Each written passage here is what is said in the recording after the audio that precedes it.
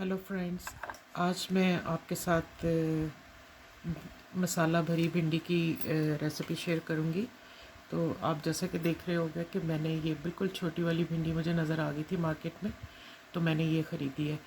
तो इसमें थोड़ी मेहनत तो है, लेकिन ये बहुत बहुत अच्छी बनती है भिंडी। इसका तरीका ये होता है कि भी मैंने जो मसाला बनाया है उसमें मैंने नमक, मिर्च, सूखा धनिया, आमचूर का पाउडर, चाट मसाले का पाउडर, एक एक टीस्पून मैंने सारा कुछ लिया। हल्दी डाली है 1 टीस्पून, और सूखा धनिया 2 टीस्पून्स डाले हैं, क्योंकि वो थोड़ी उसकी क्वांटिटी ज़्यादा हो जाएगी, क्योंकि मुझे भिंडियाँ ज़्यादा लग रही थी, इसलिए मैंने ज़्यादा मसाला बनाया।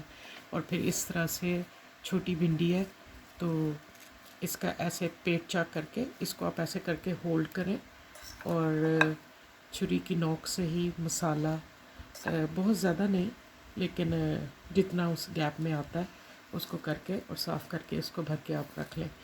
तो जब मैं बनाऊंगी तो मैं आपको बताऊंगी। वैसे इसका सिंपल जो तरीका है वो ये है कि ऑयल में प्याज को मतलब दो बड़े मीडियम या मीडियम या कोई ऐसे दो प्याज ले लें, उसको स्लाइस में काट लें, और प्याज में उसको सौते कर लें, और तकरीबन 4 या 5 टमाटर आपको इतनी सारी भिंडी के लिए चाहिए होंगे। तो उसके ब्रिक्स उनको काट के, और जब प्याज बिल्कुल सौते हो जाए तो मैं ये जो बचा हुआ मसाला है, ये पूरी हंडिया के लिए काफ़ी है वैसे, लेकिन मैं देखूँगी कि भी अगर मुझे थोड़ा कुछ एक्स्ट्रा डालना पड़ा तो मैं सिर्फ़ सूखा धनिया आधी टीस्पून जो है वो सुरख मिर्च की, और आधा चम्मच मैं नमक की, और हल्दी मैं थोड़ा सा बस ऐड इन करूँगी, और ज़्यादा नहीं, ज़्यादा स्पाइसी नहीं करूँगी, क्योंकि जब ये गलने लगती हैं और थोड़ी सी सॉफ्ट होती हैं तो इसमें से भी सारा मसाला निकल के ऑलमोस्ट कुछ ग्रेवी में मिक्स हो जाता है। तो मैं जब बनाऊँगी भी तो मैं आपको शो करूँगी कि कैसे बनता है। लेकिन ये एक सिंपल और अच्छा और बहुत ही मज़ेदार भिंडी की एक रेसिपी आपके साथ मैं शेयर करना चाह रही थी, वो मैंने की है। शुक्रिया, देखते रहिए और लाइक कीजिए, और अपने फ्रेंड्स को भी बताइए और सब्सक्राइब कीजिए। Thank you. Hi guys, I'll just explain in English. So today we are making stuffed okras, and for that you need a mixture of spices.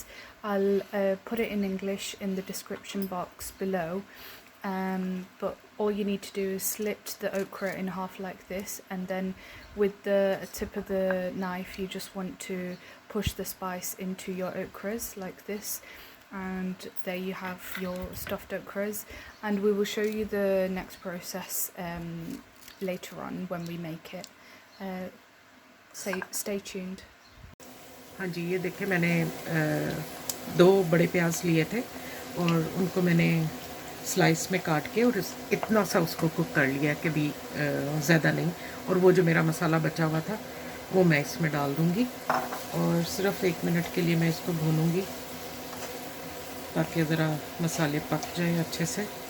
पक तो वैसे भी जाएंगे, पर थोड़ा और हो जाए। और अब इसमें मैं टमाटर डाल दूँगी। मुझे लग रहा है कि थोड़ा सा मुझे मसाला और डालना चाहिए, तो मैं हाफ़ टी स्पून नमक और हाफ़ टी स्पून मिर्च और 1 टीस्पून सूखा धनिया डालूँगी अभी इसमें। तो ये मैं उसमें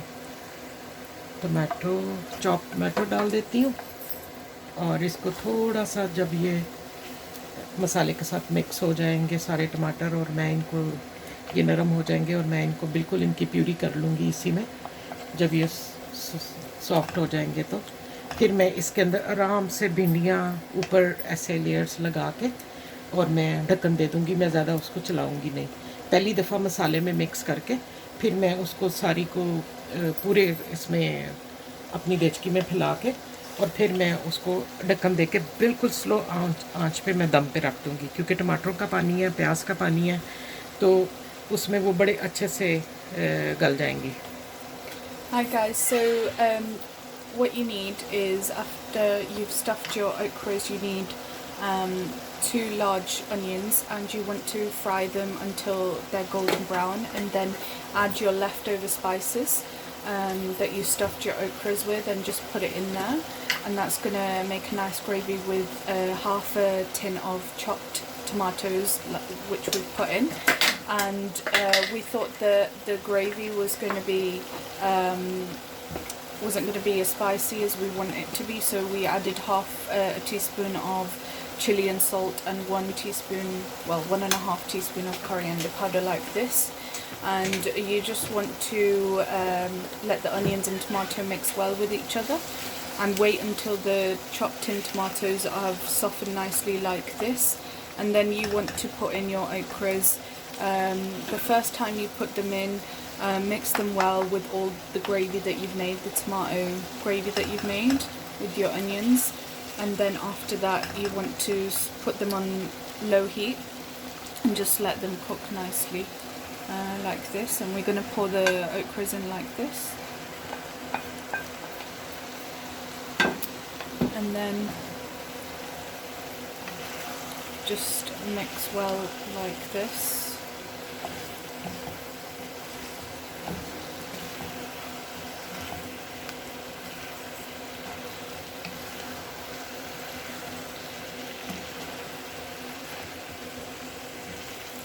इस वक्त चूल्हा इसका मैंने बिल्कुल स्लो कर दिया, हल्की आंच पे, यानी कि मीडियम भी नहीं, क्योंकि वो क्योंकि अभी ये बिल्कुल सख्त हैं भिंडियाँ, तो मैं इनको जैसे चाहिए मैं मसाला मिक्स कर सकती हूँ। और थोड़ी सी ये सॉफ्ट हो जाएंगी तो फिर इनको इतनी बेदर्दी के साथ मैं नहीं हिला सकूँगी, क्योंकि वो फिर इनका टूट जाने का वो होता है कि भी फिर भिंडी टूट ना जाए।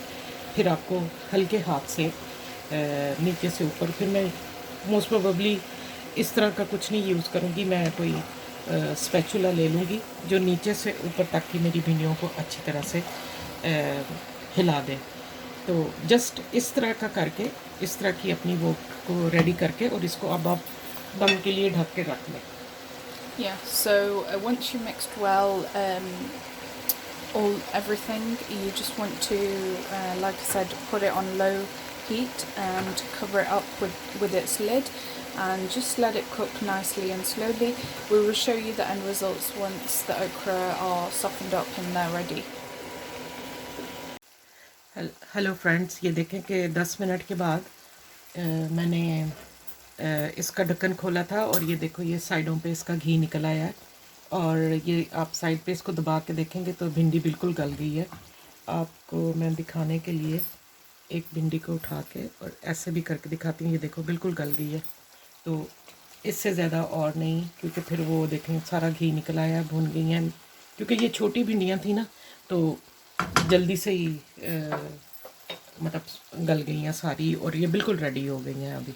Hi guys, so the okras have nicely softened up. As you can see, when we pressed it with the finger, they could be easily cut, and yeah, they've nicely softened up, and you can see that the oil has now started to come through. So this is the end result, and now you just want to, at this stage, you want to turn off your heat and serve it with ideally naan or chapati. It would go perfectly with that. Yeah, I hope you liked today's dish, and please don't forget to like, share and subscribe with your friends, and do try it in your homes. Thank you for watching. ये मैंने आपको एक बात बतानी थी कि इसमें एक बात और आप नोट करना कि जो मैंने टमाटर की प्यूरी डाली थी, नहीं स्लाइस थे टिन वाले, उसमें थोड़ा पानी था, तो ये पानी सारा सूख गया हुआ है। मेक श्योर कि आप जब अपने दूसरे वाले भी टमाटर काट के डालो तो टमाटरों का पानी बिल्कुल नहीं बीच में रहना चाहिए, उसको आप अच्छी तरह से सूखने दें। सो आई होप आपको मेरी ये रेसिपी अच्छी लगेगी। ख़ुद भी बनाएं और फ्रेंड्स को भी बताएं कि वो इस तरह से बनाएं, और मेरे पेज को लाइक करें। Thank you.